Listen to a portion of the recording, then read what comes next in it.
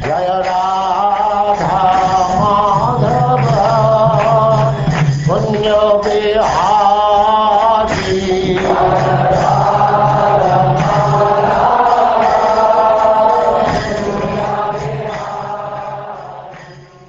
And now Chapter 4. Hiranyakasipu terrorizes the universe.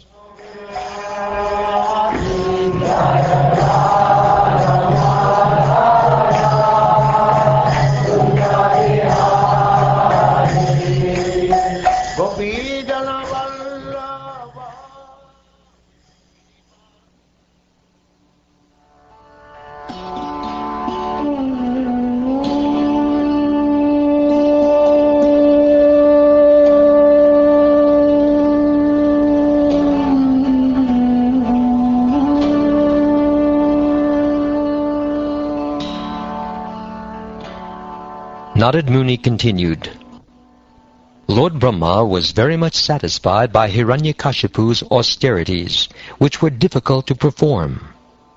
Therefore, when solicited for benedictions, he indeed granted them, although they were rarely to be achieved. Lord Brahma said, O Hiranyakasipu, these benedictions for which you have asked are difficult to obtain for most men. Nonetheless, O my son, I shall grant you them, although they are generally not available.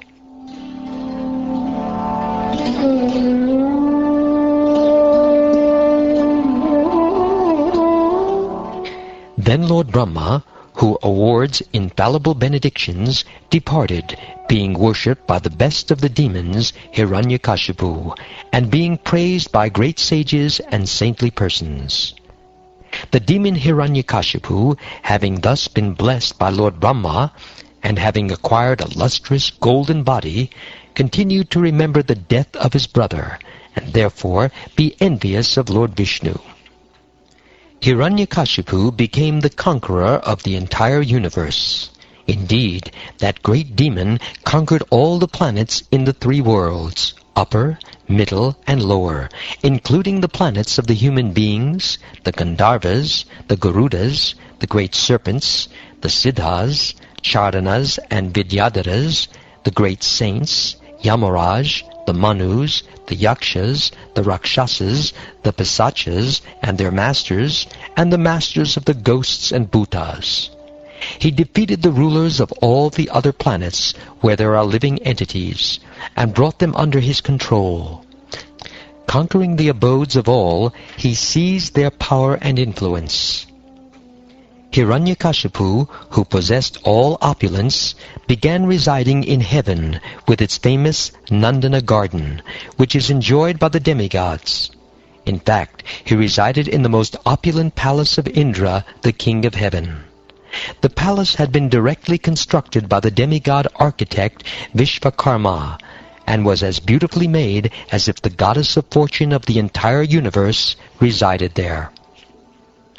The steps of King Indra's residence were made of coral, the floor was bedecked with invaluable emeralds, the walls were of crystal, and the columns of Vaidurya stone. The wonderful canopies were beautifully decorated, the seats were bedecked with rubies, and the silk bedding, as white as foam, was decorated with pearls. The ladies of the palace, who were blessed with beautiful teeth and the most wonderfully beautiful faces, walked here and there in the palace, their ankle bells tinkling melodiously, and saw their own beautiful reflections in the gems. The demigods, however, being very much oppressed, had to bow down and offer obeisances at the feet of Hiranyakashipu, who chastised the demigods very severely and for no reason. Thus Hiranyakashipu lived in the palace and severely ruled everyone. O my dear king, Hiranyakashipu was always drunk on strong-smelling wines and liquors, and therefore his coppery eyes were always rolling. Nonetheless, because he had powerfully executed great austerities in mystic yoga, although he was abominable, all but the three principal demigods, Lord Brahma, Lord Shiva, and Lord Vishnu, personally worshipped him to please him by bringing him various presentations with their own hands. O Maharaj Yudhishthir, descendant of Pandu, by dint of his personal power, Hiranyakasipu, being situated on the throne of King Indra, controlled the inhabitants of all the other planets. The two Gandharvas, Vishvavasu and Tumburu, I myself, and the Vidyadharas, Apsaras, and sages, all offered prayers to him again and again, just to glorify him. Being worshipped by sacrifices offered with great gifts by those who strictly followed the principles of Varna and Ashram, Hiranyakasipu, instead of offering shares of the oblations to the demigods, accepted them himself. As if in fear of Hiranyakasipu, the planet Earth, which consists of 7 islands, delivered food grains without being plowed. Thus it resembled cows like the Surabhi of the spiritual world or the Kama Duga of heaven. The earth yielded sufficient food grains, the cows supplied abundant milk, and outer space was beautifully decorated with wonderful phenomena. By the flowing of their waves, the various oceans of the universe, along with their tributaries, the rivers, which are compared to their wives, supplied various kinds of gems and jewels for Hiranyakashipu's use. These oceans were the oceans of salt water, sugar-cane juice, wine, clarified butter, milk, yogurt, and sweet water. The valleys between the mountains became fields of pleasure for Hiranyakashipu, by whose influence all the trees and plants produced fruits and flowers profusely in all seasons. The qualities of pouring water, drying, and burning, which are all qualities of the 3 departmental heads of the universe, namely Indra, Vayu, and Agni, were all directed by Hiranyakashipu alone, without assistance from the demigods. In spite of achieving the power to control in all directions, and in spite of enjoying all types of dear sense gratification as much as possible, Hiranyakashipu was dissatisfied because instead of controlling his senses, he remained their servant. Hiranyakasipu thus passed a long time, being very much proud of his opulences, and transgressing the laws and regulations mentioned in the authoritative Shastras. He was therefore subjected to a curse by the 4 Kumaras, who were great Brahmins. Everyone, including the rulers of the various planets, was extremely distressed because of the severe punishment inflicted upon them by Hiranyakashipu. Fearful and disturbed, unable to find any other shelter, they at last surrendered to the Supreme Personality of Godhead, Vishnu. They said, "Let us offer our respectful obeisances unto that direction where the Supreme Personality of Godhead is situated, where those purified souls in the renounced order of life, the great saintly persons, go, and from which, having gone, they never return." Without sleep, fully controlling their minds, and living on only their breath, the predominating deities of the various planets began worshipping Rishikesha with this meditation. Then there appeared before them a transcendental sound vibration, emanating from a personality not visible to material eyes. The voice was as grave as the sound of a cloud, and it was very encouraging, driving away all fear. The voice of the Lord vibrated as follows: "O best of learned persons, do not fear. I wish all good fortune to you. Become my devotees by hearing and chanting about me, and offering me prayers, for these are certainly meant to award benedictions to all living entities. I know all about the activities of Hiranyakashipu, and shall surely stop them very soon. Please wait patiently until that time." When one is envious of the demigods, who represent the Supreme Personality of Godhead, of the Vedas, which give all knowledge, of the cows, Brahmins, Vaishnavas, and religious principles, and ultimately of me, the Supreme Personality of Godhead, He and his civilization will be vanquished without delay. When Hiranyakasipu teases the great devotee Prahlad, his own son, who is peaceful and sober, and who has no enemy, I shall kill Hiranyakasipu immediately, despite the benedictions of Brahma.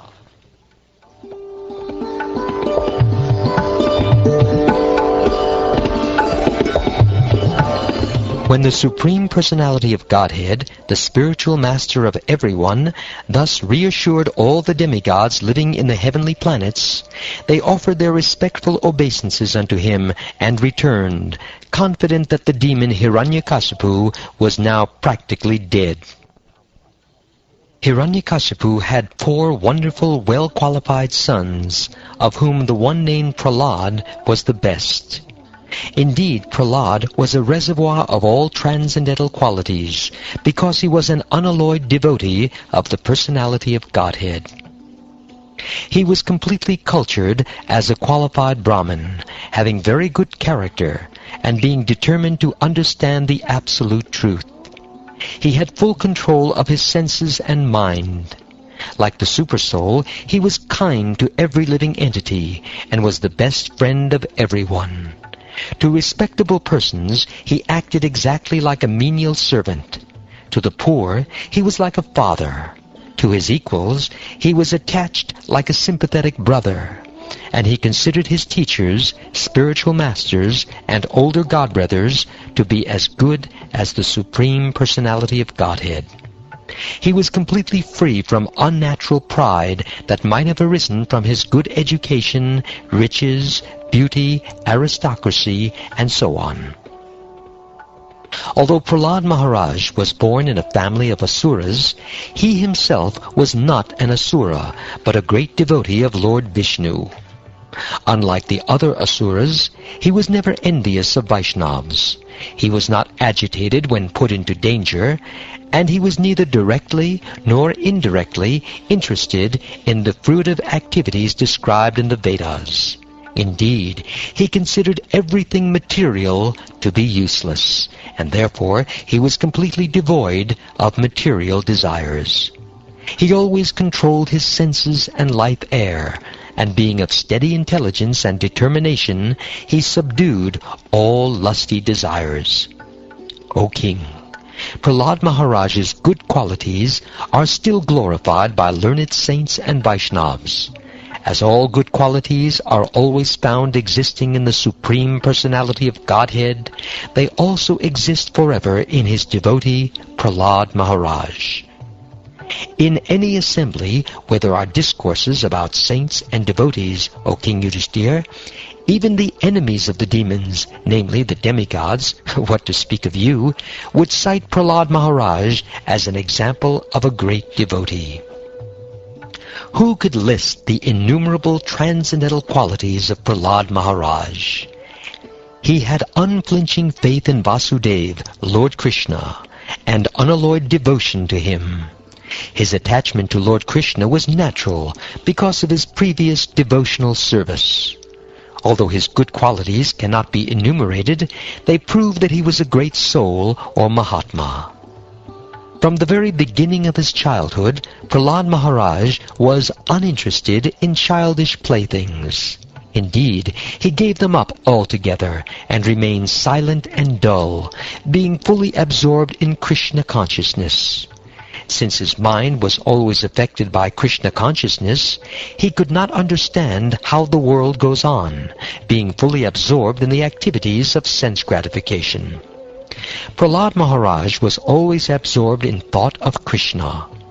Thus, being always embraced by the Lord, he did not know how his bodily necessities, such as sitting, walking, eating, lying down, drinking, and talking, were being automatically performed. Because of advancement in Krishna consciousness, he sometimes cried, sometimes laughed, sometimes expressed jubilation, and sometimes sang loudly.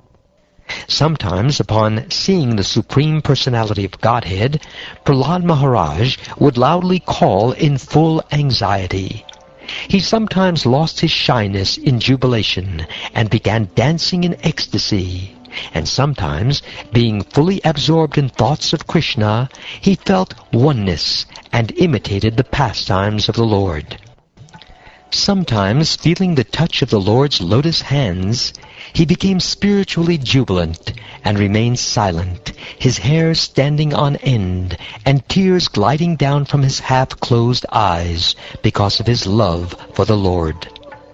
Because of his association with perfect, unalloyed devotees who had nothing to do with anything material, Prahlad Maharaj constantly engaged in the service of the Lord's lotus feet.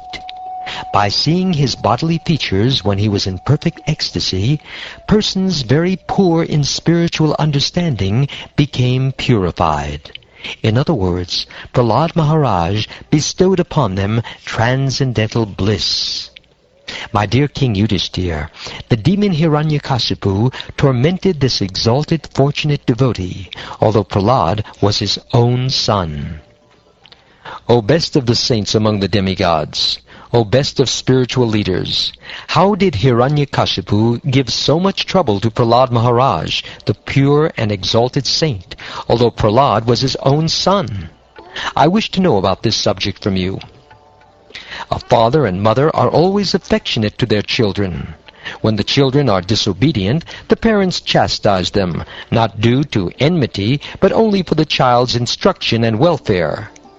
How did Hiranyakasipu, the father of Prahlad Maharaj, chastise such a noble son? This is what I am eager to know. How was it possible for a father to be so violent toward an exalted son who was obedient, well-behaved, and respectful to his father? O Brahman, O Master, I have never heard of such a contradiction as an affectionate father's punishing his noble son with the intention of killing him. Kindly dissipate our doubts in this regard.